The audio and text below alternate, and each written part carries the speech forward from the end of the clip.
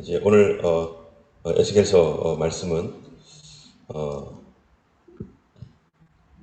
에스겔을 에스겔이 본 환상의 43장에 보면은 2절을 이렇게 말하고 있습니다.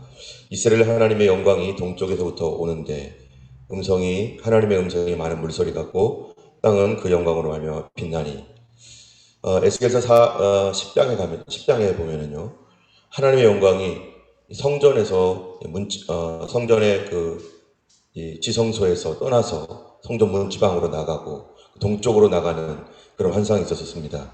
그런데 그 하나님께서 하나님의 영광이 성전에서 떠났는데, 에스겔서 43장에서는 이스라엘이 무너진 뒤에 그 다음에 하나님의 성전으로 다시 그 환상 가운데 영광이 들어오게 되는 것이죠.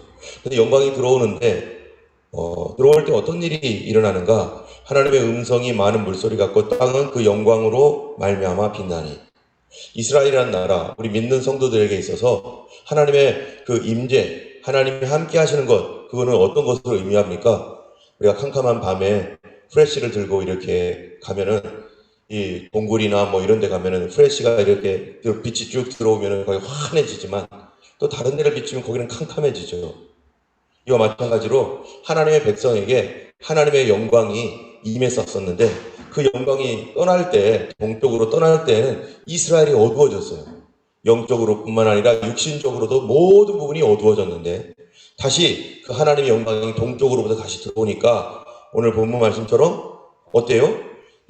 그 영광으로 말미암아 땅은 빛나니, 그 영광이 땅을 빛나게 하고, 그 모양이 내가 본 환상 곧 전에 성읍에서 멸하려 올 때 보던 환상과 같고 하면서 그 영광이 땅을 비추었다라고 말하고 있습니다. 우리의 삶 가운데서 정말로 우리가 주님과 늘 함께 있을 때 하나님의 영광이 우리의 삶을 비추시고 우리의 심령을 비추시고, 그럴 때 우리도 감사와 기쁨과 승리와 또 세상을 이기는 능력을 갖게 되는데, 점점점 하나님의 영광이 우리에게서 떠나게 되고 믿음에서 떠나게 되면은 우리의 마음도 어두워질 뿐만 아니라 이 어두움이 우리를 덮어서 우리가 힘을 잃게 되고 거룩한 하나님의 백성으로 살 수 없게 되고 이전에 떠나버렸던 죄를 다시 그쪽으로 돌아가는 그러한 길로 걸어갈 수밖에 없다는 것입니다. 때문에 우리가 날마다 하나님의 그 영광, 우리가 하나님의 성전인데 이 하나님의 성전 안에 주님의 영광으로 항상 충만하도록, 그 하나님의 영광은 말씀으로 오고 성령으로 오는데 우리가 날마다 하나님의 말씀과 성령으로 이렇게 충만해야 될 줄로 믿습니다. 또한 이 하나님께서 이스라엘의 그 죄로 말미암아 6절에서부터 9절까지 보면은, 43장 6절에서 9절까지 보면은 이스라엘의 죄에 대하여 말을 해요. 이스라엘의 죄가 뭐냐면 하나님의 성전을 더럽혔던 죄, 우상 숭배로 더럽힌 죄, 그들의 음란과 왕들의 시체를 내게서 멀리하여 제버려야 되는데, 그들이 하나님의 성전을 이렇게 더럽혔던 죄로 말미암아 그들에게 하나님의 영광이 떠나고, 그 영광이 떠남으로 말미암아 그들의 삶이 어두워지고, 그래서 이 안을 보거나 바깥을 보거나 정말로 사방이 막힌 그런 그 어려움 가운데 처해 있는, 그 하나님의 영광이 떠났기 때문에 어려움 가운데 처해 있는 이 성도들에게 뭐라고 말씀하시냐면은 10절부터 12절까지는 우리 다시 한번 10절과 12절을 한번 가지게 읽어보겠습니다. 인자야, 너는 이 성전을 이스라엘 족속에게 보여서 그들이 자기 죄악을 부끄러워하고 그 형상을 측량하게 하라. 만일 그들이 자기들의 행한 모든 일을 부끄러워하거든 너는 이 성전의 제도와 구조와 출입하는 것과 그 모든 형상을 보이며 또 모든 규례와 그 모든 법도와 모든 규례를 알게 하고 그 목전에 그것을 써서 그들로 그 모든 법도와 그 모든 규례를 지켜 행하게 하라. 성전의 법은 이러하니라. 산꼭대기의 지점의 주인은 지극히 거룩하니라. 성전의 법은 이러하니라. 이렇게 하시면서 언제 하나님께서 이 성전에 대한 측량했던 거 있잖아요. 여기저기 다 측량했어요. 이 성전을 측량한 모습을, 설계 도면을 언제 보여주라고 하죠? 언제 보여주라고 하냐면은 만일 그들이 자기의 행한 이 모든 일을 11절에 보면 부끄러워하거든, 자기들이 과거에 하나님을 떠나고 우상 숭배하면서 악하게 살았던 그 행위를 부끄러워하면 그때 성전의 이 설계도를 보여줘라. 하나님께서 새로 우리에게 주시는 성전, 그 성전은 어떤 사람만 받을 수가 있다는 거예요.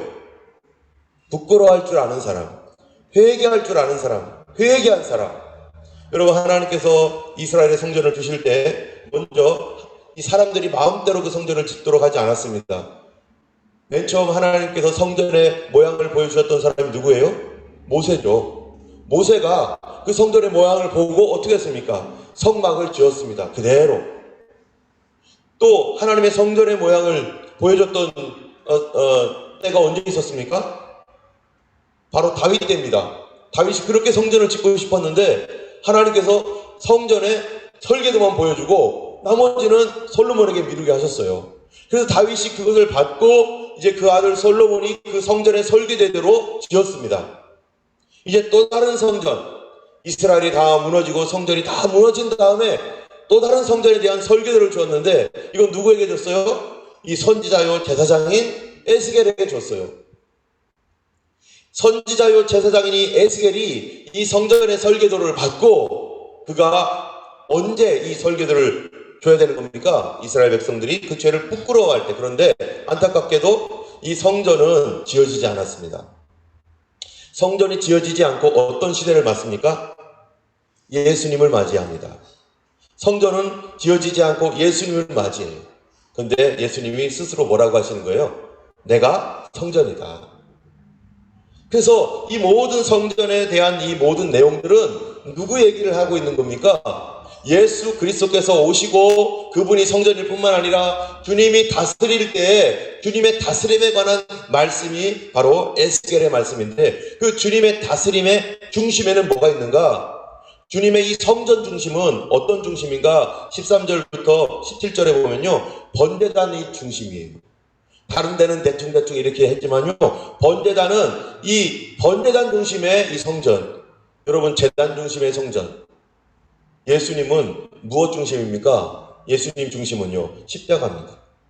우리를 위하여 피 흘리신 예수님의 십자가가 우리의 제단이고 예수님의 제단인데 바로 예수의 십자가 제단 아래서 그 십자가 제단을 통해서 회개하고 그리스도께로 돌아온 자들만 어디에 들어갈 수 있다는 거예요? 바로 새로운 성전. 주님이 직접 지으시는 새로운 성전에 들어가서 거기서 하나님을 찬송하면서 살아가는 겁니다. 그 새로운 성전이라는 것은 사람이 짓는 게 아니죠. 이제 주님이 지어주신 주님이 성전이시니까. 그래서 이스라엘에서는 오래전부터 메시아를 기다릴 때 메시아는 어떤 분이냐? 그들이 말하고 있는 메시아는요 성전을 지어주는 분이다 라고 하면서 그들이 메시아는 성전을 지어주는 분이니 그분을 기다리고 있었습니다. 그런데 사람들은 몰랐죠. 그분이 성전인 줄은.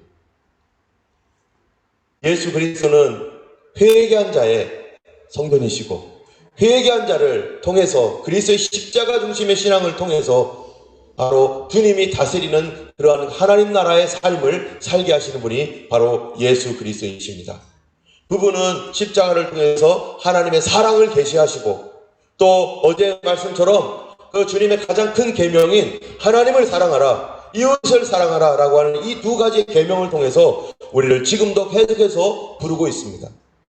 교회가 참된 교회다운 그런 교회가 되려면 어떻게 해야 됩니까? 두 가지예요. 두 가지만 있으면 되는 거죠. 첫 번째 뭐겠어요? 하나님 사랑하는 것. 예배를 사랑하고 기도를 사랑하고 모이기에 힘쓰고 주님 앞에 헌신하며 주님 중심, 예수 중심으로 살아가는 것. 또 한 가지가 있다면 뭐겠습니까? 내 옆 사람 사랑하는 거죠. 우리 같은 성도들을 사랑하는 거죠. 하나님 사랑만 하고 옆 사람을 사랑하지 않는 것은 거짓말인 거죠. 우리 안에 오늘도 우리 주님 앞에 회개라는 게 뭡니까? 바로 이제는 이거를 회개해야 되는 거죠. 주님, 내가 하나님 사랑하지 못하고 있는 거, 온전히 사랑하지 못하고 있는 거, 내가 내 이웃에 대하여 여전히 분노하고 앙심을 품고 있는 것들에 대해서 주님께서 은혜를 내려주시고 그 십자가 제단으로 말미암아 나를 다 씻어주셔서 정말로 우리 안에서 사랑이 바뀌고 예수 그리스도로 말미암아 주님을 경외하고 주님을 섬기는 거룩한 제사장으로 다시 우리가 세워지기를 주님의 이름으로 축원합니다. 이 시간 우리 같이 하나님 앞에 찬양 부리시면서 우리 기도할 때 우리 마음속에 어떤 근심이건 어떤 슬픔이건 다 내려놓고 우리 주님만 찬양하며 나를 구원하신 그 구속의 은혜를 증거하며 살아가는 우리가 되기를 원합니다.